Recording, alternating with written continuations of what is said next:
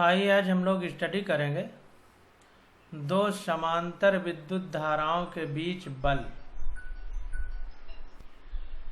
या इसी को एम्पियर बल कह सकते हैं। तो इसको इंग्लिश में देखते हैं तो मैग्नेटिक फील्ड, ये इसके नीचे है, force between two parallel currents the ampere. तो इसको देखते हैं और समझने का प्रयास करते हैं। तो यहाँ पर देखिए फिगर बना हुआ है, इस फिगर को थोड़ा सा पहले देखते हैं और फिर समझते हैं आगे। तो कह रहा है चित्र 4.17 दो लंबे सीधे समांतर चालक जिनमें अपरिवर्ती धारा IA एवं IB प्रवाहित हो रही है और जो एक दूसरे से d दूरी पर रखें। तो ध्यान दीजिए, पहली बात तो सीधे तार हैं और दोनों एक दूसरे के समांतर हैं और चालक तार हैं, यानी इनमें विद्युत धारा चल सकती है। तो एक में IA और एक में IB करंट का फ्लो हो रहा है और दोनों एक दूसरे से d डिस्टेंस पर है। तो कह रहा है चालक A के कारण चालक B पर उत्पन्न चुंबकीय क्षेत्र BA है। तो चालक A के कारण B पर जो मैग्नेटिक फील्ड उत्पन्न हो रहा है उसकी वैल्यू BA लिखा गया है। अब ये तार यहाँ से यहाँ तक जो लंबाई है उसको कैपिटल L माना है। अब देखिए हम लोग पढ़ते हैं और समझने का प्रयास करते हैं। तो कह रहा है हम ये सीख चुके हैं कि किसी विद्युत धारावाही चालक के कारण चुंबकीय क्षेत्र उत्पन्न होता है जो बायो सेवर्ट नियम का पालन करता है। तो हमने आपको बताया था कि अगर कोई चार्ज पार्टिकल यानी आवेशित कण स्थिर है तो उसमें केवल विद्युत क्षेत्र उत्पन्न होगा, और अगर वो गतिमान है तो उसमें विद्युत क्षेत्र के साथ साथ चुंबकीय क्षेत्र भी उत्पन्न होगा। तो वही कह रहा है कि हम यह सीख चुके हैं कि किसी विद्युत धारावाही चालक के कारण चुंबकीय क्षेत्र उत्पन्न होता है। तो जाहिर सी बात है कि चालक का मतलब उसमें धारा चल रही है, और धारा चल रही है मतलब आवेश का प्रवाह हो रहा है, यानी आवेश चल रहा है। तो चलेगा तो जाहिर सी बात है कि उसमें चुंबकीय क्षेत्र उत्पन्न होगा, और विद्युत क्षेत्र तो पहले से है ही। और इस चुंबकीय क्षेत्र के बारे में हम बायो सेवर्ट नियम के आधार पर बताते थे, यानी कहने का मतलब यह चुंबकीय क्षेत्र बायो सेवर्ट नियम का पालन करता है। साथ ही हमने यह भी सीखा है कि विद्युत धारावाही चालक पर बाह्य विद्युत क्षेत्र बल आरोपित करता है। तो ये भी बहुत महत्वपूर्ण बात है, और हम लोगों ने इस बात को पढ़ा है कि जो विद्युत धारावाही चालक है यानी करंट कैरिंग कंडक्टर है उस पर बाह्य विद्युत क्षेत्र बल आरोपित करता है। अगर एक्सटर्नल मैग्नेटिक फील्ड है तो उस पर फोर्स लगता है, और फोर्स कैसे लगता है, यहाँ पर देखिए BA नीचे की ओर है यानी विद्युत क्षेत्र इस A वाले करंट कैरिंग कंडक्टर की वजह से। तो इस पर फोर्स मैग्नेटिक फील्ड के परपेंडिकुलर यानी 90 डिग्री कोण पर अंदर की ओर है, मतलब जिधर A करंट कैरिंग कंडक्टर है। अब ये कैसे दिशा निर्धारित होगी आगे हम इसको विस्तार से पढ़ेंगे। अब देखिए कह रहा है कि यह लॉरेंज बल सूत्र का अनुगमन करता है। तो जो बाह्य चुंबकीय क्षेत्र बल आरोपित करता है तो इस बल को हम लॉरेंज बल के हिसाब से निर्धारित कर सकते हैं, या लॉरेंज बल सूत्र का अनुगमन करता है या अनुसरण करता है या पालन करता है। अतः यह आशा करना तर्कसंगत है कि एक दूसरे के पास स्थित दो विद्युत धारावाही चालक एक दूसरे पर चुंबकीय बल आरोपित करेंगे। तो ये रिजल्ट निकल करके सामने आया कि अगर एक दूसरे के पास दो विद्युत धारावाही चालक उपस्थित हैं तो एक दूसरे पर चुंबकीय बल आरोपित करते हैं। ये बात निकल करके सामने आ गई। सन 1820 से 25 की अवधि में एम्पियर ने इस चुंबकीय बल की प्रकृति, इसकी विद्युत धारा के परिमाण, चालक की प्रकृति तथा आमाप पर निर्भरता के साथ इन चालकों के बीच की दूरी पर निर्भरता का अध्ययन किया। तो ये समांतर धारावाही चालक जब एक दूसरे के पास स्थित हैं तो इनमें जो चुंबकीय बल लग रहा है उसको एम्पियर नामक वैज्ञानिक ने जो है बड़ी गंभीरता से समझा। इसीलिए यहाँ पर देखिए लिखा है कि दो समांतर विद्युत धाराओं के बीच बल, आगे एम्पियर, यानी इस बल को एम्पियर ने किस हिसाब से समझा, एम्पियर वैज्ञानिक ने किस हिसाब से समझा, उसके बारे में हम यहाँ स्टडी कर रहे हैं। तो वही कह रहा है कि सन 1820 से 25 की अवधि में, यानी इस समय के बीच में, एम्पियर ने इस चुंबकीय बल की प्रकृति यानी नेचर, इसकी विद्युत धारा के परिमाण यानी करंट के मैग्नीट्यूड, चालक की प्रवृत्ति यानी कंडक्टर के नेचर तथा आमाप यानी उसके लंबाई, चौड़ाई, मोटाई पर निर्भरता के साथ इन चालकों के बीच की दूरी पर निर्भरता के बारे में विस्तार से अध्ययन किया। किसने? एम्पियर नामक साइंटिस्ट ने।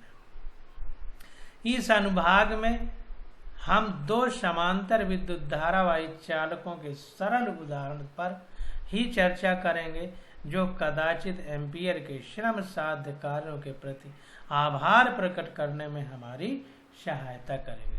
तो कहने का मतलब ये है कि एम्पियर ने जो अध्ययन किया उस पर आधारित जो भी वो निष्कर्ष निकाला उसको सरल उदाहरणों से समझाया कैसे जा सकता है उसके बारे में हम यहाँ पर अध्ययन करेंगे। तो कह रहा है कि चित्र 4.17 में दो लंबे समांतर चालक ए तथा बी दर्शाए गए हैं जिनके बीच पृथक्कन डी है, यानी बीच की जो अलगाव है, दूरी है, वो डी है, तथा जिनसे समांतर क्रमशः आईए तथा आईबी विद्युत धाराएं प्रवाहित हो रही हैं। चालक ए चालक बी के अनुदिश प्रत्येक बिंदु पर समान चुंबकीय क्षेत्र बीए लगा रहा है, जैसा हमने अभी चित्र में देखा है कि प्रत्येक बिंदु पर बीए चुंबकीय क्षेत्र लग रहा है और ये सब जगह समान है।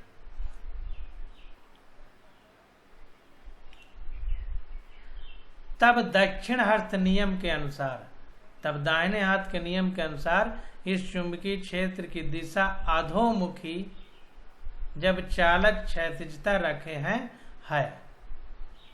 अब देखिए दक्षिण हस्त का नियम अगर हम लोग लगाएंगे यानी दाहिने हाथ का नियम, तो दाहिने हाथ के नियम में क्या कहता है? दाहिने हाथ के नियम में कहता है कि जो धारा की दिशा है उस दिशा में अपना अंगूठा करना है दाहिने हाथ का, तो उंगलियां जिस दिशा में जाएंगी वही विद्युत क्षेत्र की दिशा होगी। तो अगर हम इधर को अपने दाहिने हाथ का अंगूठा रखें तो उंगलियां नीचे को जाएंगी, तो इसलिए विद्युत क्षेत्र की दिशा अधोमुखी यानी नीचे की ओर है। अधोमुखी का मतलब नीचे की ओर, ऊपर मुखी का मतलब ऊपर की ओर, यानी डाउनवर्ड दिशा में हमारी चुंबकीय क्षेत्र की दिशा है। जब चालक क्षैतिज रखे हो यानी हॉरिजॉन्टल हो, पृथ्वी के तल के समांतर हो, एम्पियर के परिपथीय नियम अथवा समीकरण 4.15a के अनुसार इस चुंबकीय क्षेत्र का परिमाण BA = μ0IA/2πd है। तो ध्यान दीजिए कि यहाँ पर कोई प्रकार का कैलकुलेशन या प्रूफ नहीं है, सीधा सीधा यहाँ पर फार्मूला लिख दिया गया है दो समांतर धारावाही चालकों के बीच लगने वाले विद्युत क्षेत्र का। तो ध्यान दीजिए कि ये फार्मूला आप लोग इस याद कर लेंगे और इसी के आधार पर आगे जो क्वेश्चन मिलेंगे हम उनको सॉल्व करेंगे। अब आगे कह रहा है कि चालक बी जिससे विद्युत धारा IB प्रवाहित हो रही है, BA के कारण पार्श्वतः एक बल का अनुमान करता है। तो ध्यान दीजिए कि जब इस पर विद्युत क्षेत्र लगता है चालक B पर, तो इस पर ये विद्युत क्षेत्र उत्पन्न होता है, तो इस पर एक बल लगता है जो ए बी के बीच ये पार्श्वतः मतलब पार्श्व मतलब किनारों पर, तो इस तरह से ये बल लगता है एफ बी ए, यानी बी पर ए के कारण force upon B with respect to A, यानी बी पर ए के कारण जो बल लगता है वो यहाँ पर दिखाया गया है। तो वही कह रहा है कि चालक बी जिससे विद्युत धारा आई बी प्रवाहित हो रही है, बी ए के कारण पार्श्वता मतलब लेटरल, इसको इंग्लिश में भी देख सकते हैं,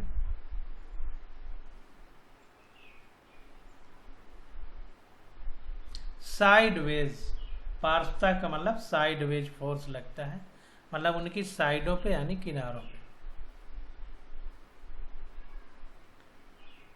इस बल की दिशा चालक ए की ओर होती है। तो ध्यान दीजिए, ये जो फोर्स लग रहा है, इस फोर्स का डायरेक्शन जो कंडक्टर ए है उसकी ओर होती है। आप इसकी पुष्टि स्वयं कर सकते हैं, इसकी पुष्टि आप स्वयं कर सकते हैं। कैसे? हम इस बल को एफ बी ए द्वारा नामांकित करते हैं, क्योंकि ए के कारण बी के खंड एल पर लगा बल है। तो हमने एल खंड अभी देखा, यहाँ पर देखें, ये जो फिगर है, फिगर में एल लंबाई इतनी ली गई है कैरिंग कंडक्टर की, तो उसी एल पर ये बल लग रहा है जिस पर मैग्नेटिक फील्ड ए है। तो इस वजह से चूंकि एल लंबाई है, तो हम यहाँ पर लॉरेंज बल की बात अगर करेंगे जैसा ऊपर पढ़ा है, तो F B A equal to वही कह रहा है जो कि ए के कारण बी के खंड एल पर लगा बल है। समीकरण 4.4 से इस बल का परिमाण F B A equal to I L B A, अगर एंगल होता तो साइन थीटा होता, तो I B L B A हो जाएगा। तो इसको भी आप बॉक्स में बंद कर लीजिए कि जो बल एफ बी ए लग रहा है वो आई बी एल बी ए। ध्यान दीजिए, एफ बी ए बराबर, यानी बी पर जो बल लग रहा है, बी कंडक्टर पर जिस पर आई बी करंट जा रही है, तो उसी की करंट आई बी ली गई है और उसी तार की लंबाई एल ली गई है, और जिधर को बल लग रहा है तो बगल वाले कंडक्टर के कारण इस आई बी वाले कंडक्टर पर जो विद्युत क्षेत्र आई बी ए है उसको लिया गया है। तो कुल मिला करके जिस पर विद्युत क्षेत्र की बात हो रही है उसी कंडक्टर पर जितनी चीजें हैं सब हमने लिख दी है। उस पर मैग्नेटिक फील्ड बी ए है, उसकी लंबाई जो ली गई है वो कैपिटल एल है, और उस पर जो करंट जा रही है वो आई बी है। तो सब कुछ उसी का लिया गया है। इस बात को ध्यान रखना है ताकि किसी भी प्रकार का कोई कंफ्यूजन ना हो। अब यहाँ पर देखिए F B A equal to हो जाएगा, अब यहाँ पर बी ए की वैल्यू रख देंगे यहाँ ऊपर से उठा करके, तो ये पूरा आई बी तो है ही, एल है ही, वो रहेगा, और ये पूरा उठ के यहाँ रख जाएगा, तो ये हो जाएगा म्यू 0 आई ए आई बी एल अपान 2 पाई डी। तो कुल मिला करके ये दोनों फार्मूले एक साथ यहाँ पर आ गए। तो इन दोनों को आप लोग याद कर लीजिए, एनसीईआरटी में दिए हैं, तो जाहिर सी बात है कि आपसे पूछे जरूर जाएंगे नीट के पेपर में। अब देखिए कह रहा है कि वास्तव में बी के कारण ए पर बल को परिकलित करना संभव है। तो बी के कारण ए पर जो बल लग रहा है उसको भी हम कैलकुलेट कर सकते हैं। तो जिस प्रकार हमने ऊपर विचार किया था उसी प्रकार के विचारों के द्वारा हम बी में प्रवाहित विद्युत धारा के कारण ए के खंड एल पर बल एफ ए बी के बराबर तथा बी की ओर निर्दिष्ट ज्ञात कर सकते हैं। इस परिमाण में एफ बी ए के बराबर तथा बी की ओर निर्दिष्ट होता है। इस प्रकार F B A equal to minus F A B. तो ध्यान दीजिए कि जब हम इलेक्ट्रोस्टैटिक्स यानी स्थिर वैद्युतिकी पहला चैप्टर पढ़ते थे कक्षा 12 का, तो जो दो चार्ज पार्टिकल होते थे वो दोनों चार्ज पार्टिकल स्थिर होते थे, तो एक जितना बल दूसरे पे लगाता था उतना ही बल दूसरा पहले पे लगाता था। यानी जो कूलाम का नियम था वो क्रिया प्रतिक्रिया यानी न्यूटन के तीसरे नियम से मिलता जुलता था कि क्रिया के विपरीत में बराबर विपरीत प्रतिक्रिया होती है। इसी प्रकार कूलाम नियम में स्थिर रखे दो आवेशों के बीच, बिंदु आवेशों के बीच जो बल लगता था वो परिमाण में बराबर और दिशा में एक दूसरे के विपरीत होता था। इसी प्रकार से समांतर धारावाही चालकों के बीच जो बल लगेगा या जो लॉरेंज बल लगेगा वो परिमाण में बराबर परंतु दिशा में एक दूसरे के विपरीत होगा। तो चूंकि दिशाएं विपरीत हैं इसलिए माइनस का साइन लग गया, F B equal to minus F A B. यानी बी पर बी करंट करेंगे कंडक्टर में जितना फोर्स लगेगा ए पर भी उतना ही लगेगा, बी पर ए के कारण और ए पर बी के कारण लगेगा और दोनों एक दूसरे के विपरीत दिशा में होंगे, इसलिए माइनस साइन लगाया गया है। और परिमाण में दोनों बराबर होंगे इसलिए दोनों एफ एफ लिखे गए। इस बात को बारीकी से समझना है। अब देखिए यहाँ पर कह रहा है कि ध्यान दीजिए यह न्यूटन के तीसरे नियम गति के नियम के अनुरूप है। तो यहाँ पर भी देखिए वही क्रिया प्रतिक्रिया के नियम के हिसाब से हम कह सकते हैं कि न्यूटन के थर्ड लॉ यानी एक्शन और रिएक्शन लॉ के अनुरूप बल ये भी हैं। इस प्रकार हमने समांतर चालकों तथा अपरिवर्ती विद्युत धाराओं के लिए यह तो दर्शा ही दिया है कि बायो-सेवर्ट नियम तथा लॉरेंज बल द्वारा प्राप्त परिणाम न्यूटन के गति के तीसरे नियम के अनुरूप हैं। तो ये बहुत इम्पॉर्टेंट है कि यहाँ न्यूटन के गति का तीसरा नियम लागू हो जाएगा। हमने ऊपर प्राप्त परिणामों से यह पाया कि समान दिशा में प्रवाहित होने वाली विद्युत धाराएं एक दूसरे को आकर्षित करती हैं। हम यह भी दर्शा सकते हैं कि विपरीत दिशा में प्रवाहित होने वाली विद्युत धाराएं एक दूसरे को प्रतिकर्षित करती हैं। तो ध्यान दीजिए, इसको इस प्रकार से समझिए, ये आपसे गलती ना हो तो इसको हम अभी आपको बता दे रहे हैं। अगर उस तरह आप लोग समझ लेंगे तो कभी गलती नहीं होगी। तो ध्यान दीजिए, मान लीजिए हमारे पास ये दो चालक हैं और इनमें एक ही दिशा में इधर को करंट फ्लो हो रही है। तो जिधर को करंट फ्लो हो रही है उधर को ही हमें तैरना है। मान लेते हैं कि ये नदी है कोई, इसी में तैरना है। तो दाहिने हाथ की तरफ हमको क्रॉस लिखना है और बाएं हाथ की तरफ हमको डॉट लिखना है। अब इसमें तैरेंगे तो दाहिने हाथ की तरफ हमको क्रॉस लिखना है और बाएं हाथ की तरफ हमको डॉट लिखना है। तो क्रॉस और डॉट जैसे अपोजिट दो आवेश एक दूसरे को खींचते थे उसी प्रकार से क्रॉस और डॉट अपोजिट हैं तो ये एक दूसरे को खींचेंगे। तो अब देखिए, इसको पढ़िए, आपसे गलती कभी नहीं होगी कि समान दिशा में प्रवाहित होने वाली विद्युत धाराएं एक दूसरे को आकर्षित करती। तो क्रॉस और डॉट एक दूसरे को आकर्षित करते हैं क्योंकि अपोजिट हैं। जैसे अपोजिट चार्ज एक दूसरे को आकर्षित करता है वैसे क्रॉस और डॉट एक दूसरे को आकर्षित करेंगे। तो इसलिए यहाँ पर एक दिशा में जाने वाली विद्युत धाराएं एक दूसरे को आकर्षित करती हैं। अब देखिए विपरीत दिशा वाला देख लीजिए। तो अगर विपरीत दिशा में होगी तो मान लीजिए इसमें धारा इधर को जा रही है, इसमें इधर को जा रही है उल्टा दिशा में। तो अब देखिए इधर को हम तैरेंगे तो इधर हमारा क्रॉस आ जाएगा दाहिने हाथ पे, बाएं हाथ पे डॉट आ जाएगा। इसमें इधर को तैरेंगे तो इधर दाएं हाथ पे क्रॉस आ जाएगा, इधर डॉट आ जाएगा। तो क्रॉस क्रॉस समान है तो एक दूसरे को प्रतिकर्षित करेंगे।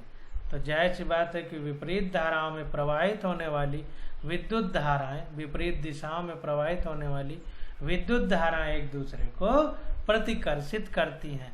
तो इस प्रकार समांतर धाराएं आकर्षित तथा प्रति समांतर धाराएं प्रतिकर्षित करती हैं। एक लाइन में ये चीज को हम कह सकते हैं, बस एक लाइन। अब आगे देखिए, कह रहा है कि यह नियम उस नियम के विपरीत है जिसका हमने स्थिर वैद्युतिकी में अध्ययन किया था कि सजातीय आवेशों में प्रतिकर्षण तथा विजातीय आवेशों में आकर्षण होता है, परंतु सजातीय समांतर धाराएं एक दूसरे को आकर्षित करती हैं। तो इसको ध्यान देना है, गलती ना हो इसके लिए हमने जैसे आपको बता दिया है बिल्कुल वैसे ही आपको समझना है, तो कोई गलती आपसे नहीं होगी।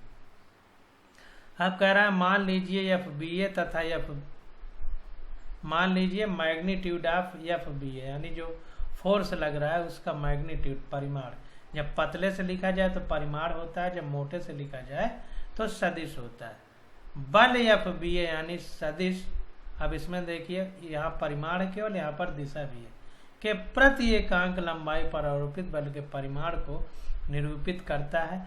तब समीकरण 4.17 से FBA = μ0 IAIB/2πd हो जाएगा। ये इसका परिमाण निकल के आ जाएगा FBA का, समीकरण 4.17 से। तो समीकरण 4.17 थोड़ा देख लेते हैं।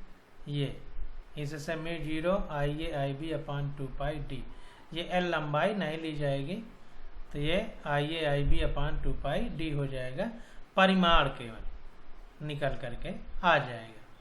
अब देखिए कह रहा है कि उपरोक्त व्यंजक का उपयोग विद्युत धारा के मात्रक एम्पियर की परिभाषा को प्राप्त करने के लिए किया जा सकता है। यह 7 SI मूल मात्रकों में से एक है। तो ये जो हमें व्यंजक प्राप्त हुआ है या इक्वेशन प्राप्त हुआ है, इसका उपयोग हम एम्पियर यानी जो विद्युत धारा का मात्रक है उसको परिभाषित करने में कर सकते हैं। तो अब इसके आधार पर देखें एम्पियर की क्या परिभाषा होगी। तो कह रहा है 1 एम्पियर वो अपरिवर्ती विद्युत धारा है, यानी जो चेंज ना हो। अपरिवर्ती होना चाहिए विद्युत धारा, परिवर्तित यानी नहीं होना चाहिए, बदलना नहीं चाहिए बार बार। तो वही कह रहा है कि 1 एम्पियर वो अपरिवर्ती विद्युत धारा है जो 2 लंबे सीधे उपेक्षणीय अनुप्रस्थ काट यानी उनकी मोटाई बहुत कम हो के निर्वात में एक दूसरे से 1 मीटर दूरी पर स्थित समांतर चालकों में प्रवाहित हो, तो इसमें से प्रत्येक चालक की प्रति मीटर लंबाई पर 2 × 10⁻⁷ न्यूटन का बल उत्पन्न होता है। ये 1 एम्पियर की परिभाषा निकल करके आ गई हमारे इस फार्मूले से। यल था तो यल को 1 मीटर मान लिया है, इसलिए प्रति एकांक लिखा गया है। एम्पियर की यह परिभाषा सन 1946 में अपनाई गई थी। यह एक सैद्धांतिक परिभाषा है। व्यवहार में हमें पृथ्वी के चुंबकीय क्षेत्र के प्रभाव को विलुप्त करना चाहिए तथा बहुत लंबे तारों के स्थान पर उचित ज्यामिति की बहुफेरों की कुंडलियां लेनी चाहिए। एक उपकरण जिसे धारा तुला कहते हैं का उपयोग इस यांत्रिक बल की माप के लिए किया जाता है। तो ध्यान दीजिए कि एक डिवाइस होती है जिसे धारा तुला या करंट बैलेंस कहते हैं, उसका उपयोग किया जाता है इस मैकेनिकल फोर्स की माप के लिए। इसको थोड़ा इंग्लिश में भी देख लेते हैं।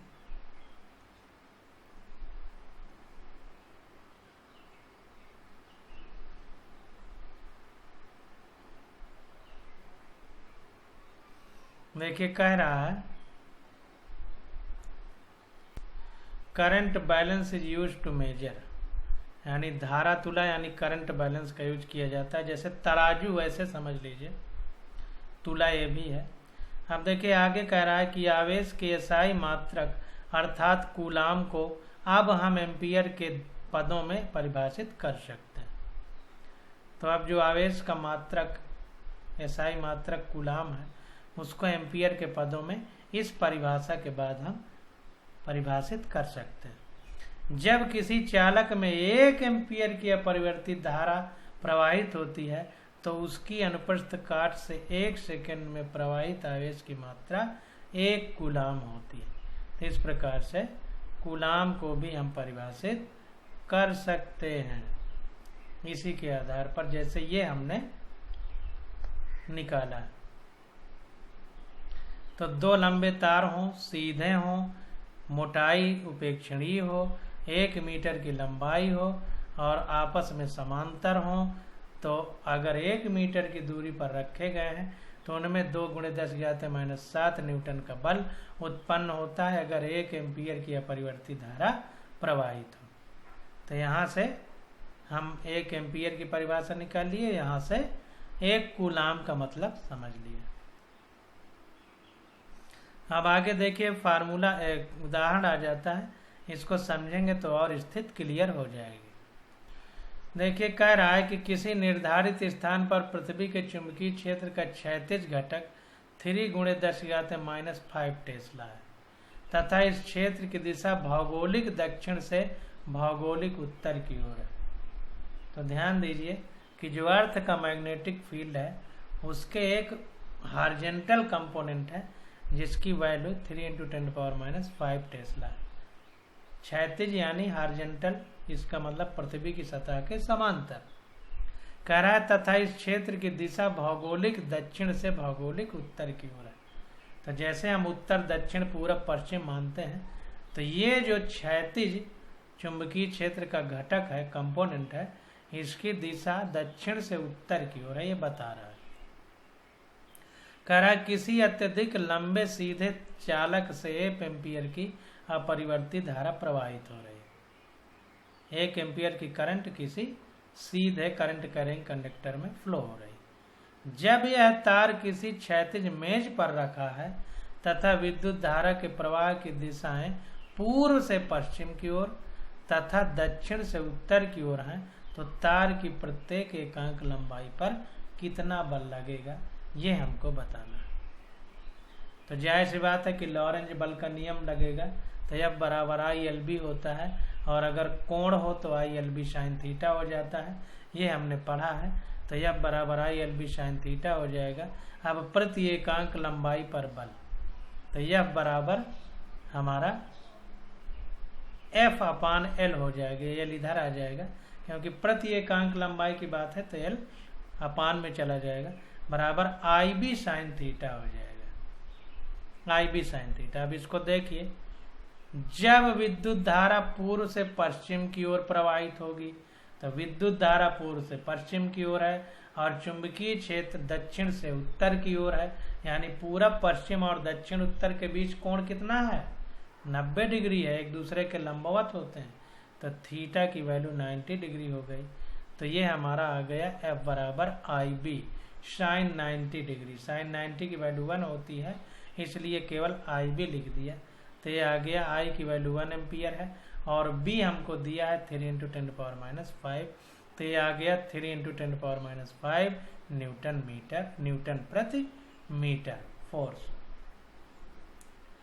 अब देखें, यह एम्पियर की परिभाषा में वर्णित बल के मान 2 × 10⁻⁷ न्यूटन पर मीटर से बड़ा है। अतः एम्पियर का मानकीकरण करने के लिए पृथ्वी के चुंबकीय क्षेत्र तथा अन्य भूले भटके क्षेत्रों के प्रभावों को समाप्त करना महत्वपूर्ण है। बल की दिशा अधोमुखी है। तो ध्यान दीजिए, अभी जो हमने एम्पियर बल पढ़ा था ये वाला, तो उसमें हमने ये पढ़ा था कि पृथ्वी का जो चुंबकीय क्षेत्र है उसके कारण जो बल लगेगा उसे नगण्य मानना है, तब इतना आया था। और यहाँ पर देखिए पृथ्वी का चुंबकीय क्षेत्र लिया गया इसलिए इतना बल आया, तो इससे ज्यादा है। तो वही कह रहा है कि चुंबकीय क्षेत्र को या भूले भटके और कोई क्षेत्र लग रहा है तभी इसकी वैल्यू इतनी ज्यादा आई है, और ये दिशा अधोमुखी है। ध्यान दीजिए, मतलब नीचे की ओर, डाउनवर्ड डायरेक्शन में, यानी पृथ्वी की ओर ये बल की दिशा होगी हमारी। देखिए यहाँ पर जब विद्युत धारा पूर्व से पश्चिम की ओर प्रवाहित होती है, तो ध्यान दीजिए,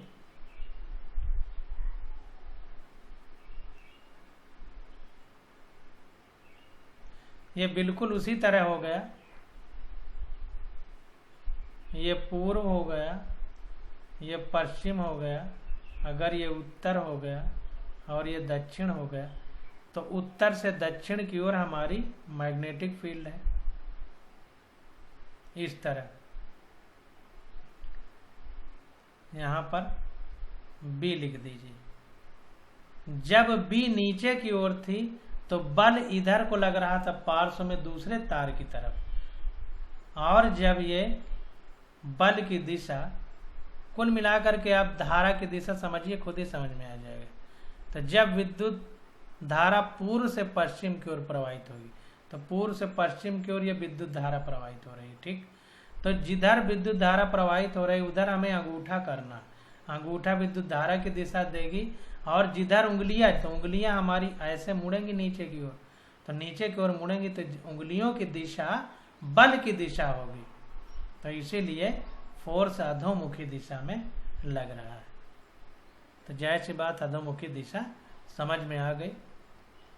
इस दिशा को सदिश के सदिश गुणनफल के दैशिक गुण के द्वारा प्राप्त किया जा सकता है। तो सदिशों के सदिश गुणनफल की जो दिशा है उसके आधार पर हम प्राप्त कर सकते हैं, लेकिन सबसे सरल तरीका हमने आपको बता दिया। जब विद्युत धारा के प्रवाह की दिशा दक्षिण से उत्तर की ओर होगी, तो दक्षिण से उत्तर की ओर हमारा विद्युत क्षेत्र है, और दक्षिण से उत्तर की ओर ही हम विद्युत धारा प्रवाहित कर रहे हैं, तो दोनों के पैरेलल हो जाएंगे, समांतर एक ही दिशा में। तो कोण कितना हो जाएगा? थीटा बराबर 0 हो जाएगा। जब कोण थीटा बराबर 0 होगा तो यह बराबर I/LB साइन थीटा, साइन 0 का मान 0 होता है, इसलिए फोर्स 0 हो जाएगा। अतः चालक पर कोई बल कार्य नहीं करेगा। तो इस प्रकार से चीज हमने पढ़ लिया। अब यहाँ पर देखिए जो लिखा है शार्ट में, इसको समझते हैं। अब देखिए ये कह रहा है कि इससे यह अर्थ निकलता है कि जब हमारे पास समय निर्भर विद्युत धाराएं अथवा गतिशील आवेश होती हैं तथा आवेशों आबलिक चालकों के बीच बलों के लिए न्यूटन का तीसरा नियम लागू नहीं होता, तो न्यूटन के तीसरे नियम का आवश्यक परिणाम यांत्रिकी में यानी मैकेनिक्स में किसी वियुक्त निकाय यानी आइसोलेटेड सिस्टम के संवेग का संरक्षण है। तो जाहिर सी बात है कि जब कोई बल नहीं लगेगा तो जाहिर सी बात है कि एक्सटर्नल फोर्स या बाह्य बल न लगने पर क्या होता था? संवेग संरक्षित रहता था। यही हम पढ़ते चले हैं। तो वही कह रहा है कि न्यूटन के तीसरे नियम का आवश्यक परिणाम यांत्रिकी में किसी वियुक्त निकाय के संवेग का संरक्षण है, यानी अगर बाहरी बल नहीं लगेगा तो संवेग संरक्षित रहेगा। तथापि यह विद्युत चुंबकीय क्षेत्रों के साथ समय निर्भर स्थितियों के प्रकरण पर लागू होती है। तथापि यह विद्युत चुंबकीय क्षेत्रों के साथ समय निर्भर स्थितियों के प्रकरणों पर लागू होता है। तो समय के साथ जहाँ पर स्थितियाँ मतलब समय से तुलना हो या समय पर निर्भरता हो तो वहाँ पर यह नियम लागू हो जाएगा, परंतु इस शर्त के साथ कि क्षेत्रों द्वारा वहन संवेग को भी सम्मिलित किया जाए। तो कुल मिला के ये शर्त तब लागू होगी जब वहाँ पर जो क्षेत्र हैं जैसे चुंबकीय क्षेत्र है तो उनके वहन संवेगों को भी सम्मिलित किया जाए, तो उनमें जो संवेग है उसको भी सम्मिलित किया जाए। तो इस प्रकार से हम लोगों ने इतना पढ़ा। अब आगे आ जाता है विद्युत धारा पास पर बल आघूर्ण और चुंबकीय द्विध्रुव। तो इसकी स्टडी हम लोग अगले लेक्चर में करेंगे। आज बस यहीं तक।